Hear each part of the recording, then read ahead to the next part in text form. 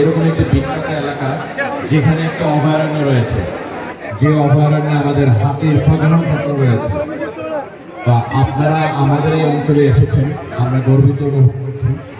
পাশাপাশি আমাদের এই অঞ্চলের জন্য আপনাদের যদি কোনো সাজেশন থাকে কিভাবে আমরা এই রানটাকেও আরো ডেভেলপ করতে পারি, এই রান থেকে আমাদের বিভিন্ন সামাজিক কার্যক্রমগুলো কিভাবে বাড়ানো যায়, আমাদের এই রানের যে ঐতিহ্য এবং বিভিন্ন সময় বিভিন্ন থিম নিয়ে আমরা কাজ করি, যেমন সুস্থতা, আমাদের প্রাকৃতিক যে বিষয়গুলো থাকে সেই বিষয়গুলো নিয়ে কাজ করা থাকে।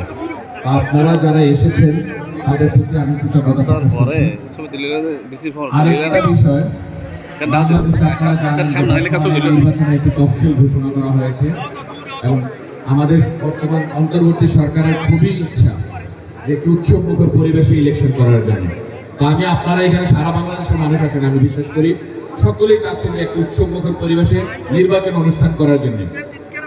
তো সকলের প্রতি দাবি থাকবে এটাই যে নির্বাচনে ভোট দেওয়ার পাশাপাশি আপনারা জানেন যে আমাদের যে 24-এর গণ বাংলাদেশ, যে নতুন বাংলাদেশ